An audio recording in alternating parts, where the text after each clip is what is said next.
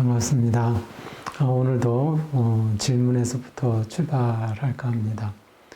의도가 성리보다 넓다라고 하셨는데, 의도란 성리를 기반한 것이라고 저는 생각해 왔습니다. 그런데 의도가 성리보다 더 넓다라는 말씀이 무슨 말씀인지, 또 이 말씀은 의도는 성리보고 넌 어떤 걸 어찌해도 항상 너보다 일이 더 많아 라는 말과 같이 들려요.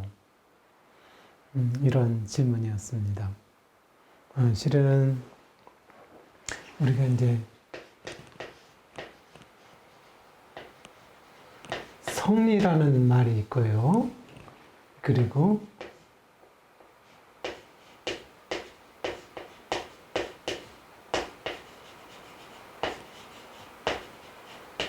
의도라는 말이 있어요. 거기에 더해서요.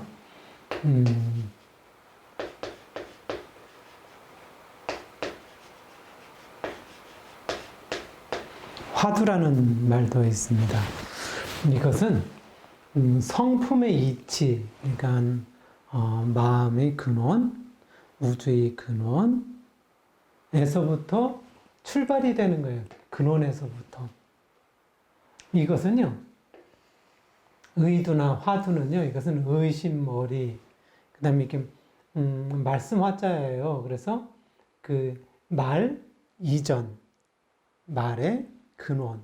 그래서 여기서는 어떻게 되냐면은, 현실에서부터 근원으로 이렇게 출발이 된다. 이렇게 보시면 됩니다.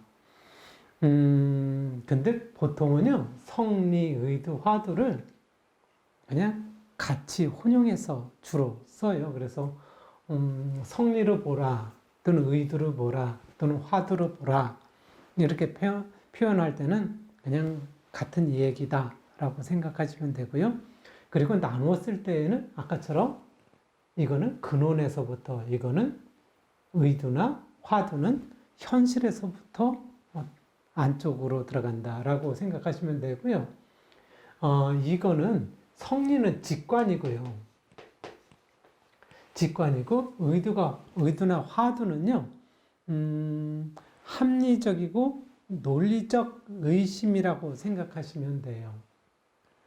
합리적이고 논리적 의심으로다가 연구의 깊은 경지를 뜻하는데요.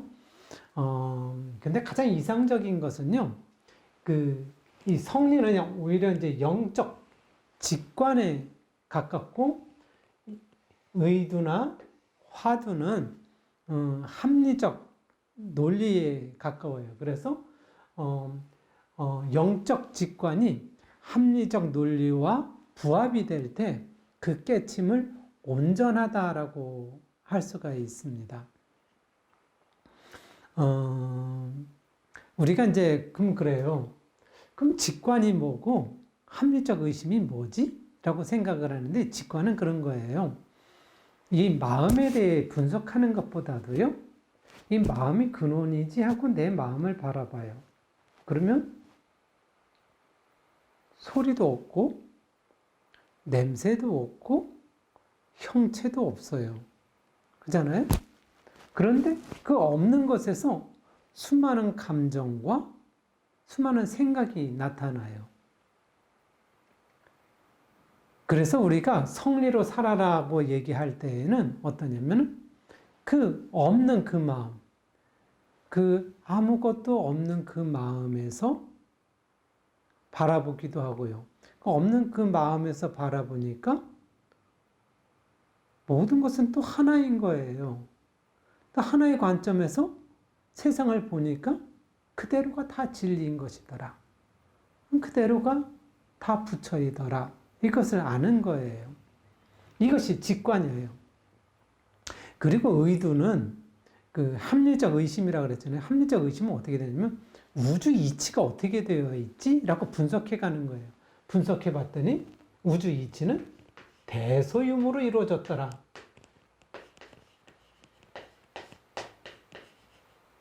대소유무로 이루어졌다라 그러는 거예요. 대자라는 것은 근원을 얘기를 하고, 이거는 현실을 얘기를 하고, 유무는 변화를 얘기를 해요. 특히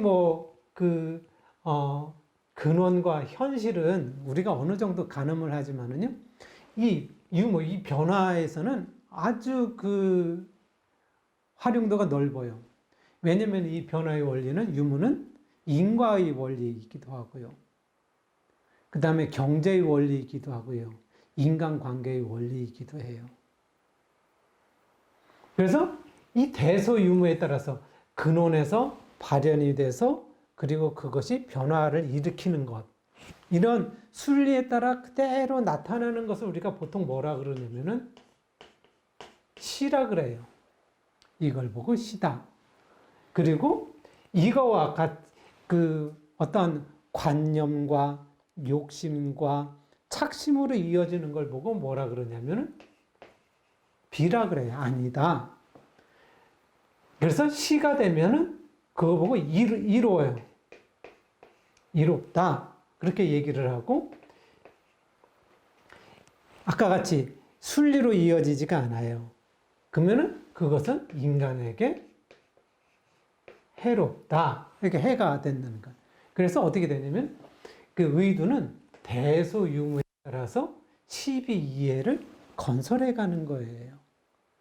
그뿐만 아니라 또한 과거로부터 내려오는 불조의 화두에 대해서 그런 걸 공안이나 이런 것을 가지고 또 연마를 하는 거예요.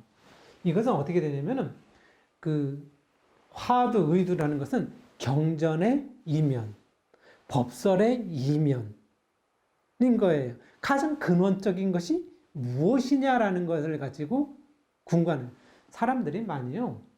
경전에 속기도 하고요. 현실에 속기도 하고요. 그렇거든요. 그러니까 늘 의도와 화두를 갖지 않으면 삶에 속아서 그냥 자기가 허둥허둥 살 수가 있는 거예요. 그래서 성리는요, 실은 어떻게 되냐면은 우주의 근원을 제가 깨쳐서 알아요. 그리고 근원에서 보니까 모두가 하나인 걸 알고 이것이 그대로인 걸 알아요. 이것을 내면화시키고 삶에서 그냥 실현해 가면 되는 거예요. 그런데 의도와 화두는요, 이게 만만치 않아요. 예를 든다면, 한 아는 분이 아주 인격적으로 훌륭하시고 사회적 지위도 어느 정도 갖고 있고, 그래서 주위 분들이 존경하는 사람이에요. 그런데 그분이 한번 이렇게 빵 터질 때가 있었어요. 뭐냐면은 집에서 딸하고 싸우게 되면은 그렇게 자기가 치졸해지더래요. 왜냐면은요, 인간관계는 어떻게 되냐면은 12이해가 있어요. 근데 끝에 가잖아요. 그러면 나는 네가 잘해도 싫고 너는 못해도 싫어. 여기서 답을 찾기가 어려운 거예요. 인간관계가 원래 그러거든요. 실은 그래요. 석가모니 부처님도 스님에게는, 남자 스님에게는 비구 스님이죠. 250개를 주고 여자 스님, 비구니 스님에게는 348개를 줬어요. 그리고 여자 스님은 남자 스님에게 아무리 어린 남자 스님이라도 삼배를 하라고 했어요. 석가모니 부처님이 요즘 생각으로 보게 되면 저렇게 비합리적인 생각을 하셨을까라는 거예요. 근데 석가모니 부처님이 만약에 지금의 정서를 가지고 그때 법을 폈다라면 무슨 저런 사람이 다 있냐 그거예요. 그야말로 2565년 전에. 그러잖아요. 그때는 그것이 합리적일 수 있어요. 그러니까 수많은 대중이 석가모니 부처님을 따르고 그랬죠. 그래서요, 석가모니 부처님이 2565년 전이 아닌 이 시대에 오셨으면 어땠을까? 이 시대에 한국에 오셨으면 어떻게 하셨을까? 그때도 그렇게 법을 펴셨을까? 라는 거예요. 이것이 그 이면이에요. 이것도 화두이고요. 이것이 의도이기도 하는 거예요. 그래서 의도는요, 실은 열에는, 성리는 열에는 안 해도 돼요. 깨쳤기 때문에요. 근데 의도는요, 의도와 화두는 깨쳐도 해야 되는 게 그거예요. 왜냐면 이 면에 있어서 자유롭지가 못하거든요. 아까처럼요. 그래서 성리는 깊고 의도는 넓다. 이렇게 보시면 되고요. 실은 의도는 어떻게 보면 우리가 근원에서 현실로 나오나 현실에서 근원으로 들어가나 뭐 사실은 하나다라는 거예요. 그래서 보통은 성리다 그러면 이거를 다 통칭하고 의두다라고 하면 나머지를 다 통칭하기도 하고 화두다라고 하면 나머지를 다 통칭하고 그러기도 합니다. 그런데 구분해서 보게 되면 성리는 깊고 의두는 넓다. 그리고 의두는 답이 없다. 너무 넓어서 답이 없다. 이렇게 보시면 좋을 것 같습니다. 오늘은 이상으로 마치겠습니다.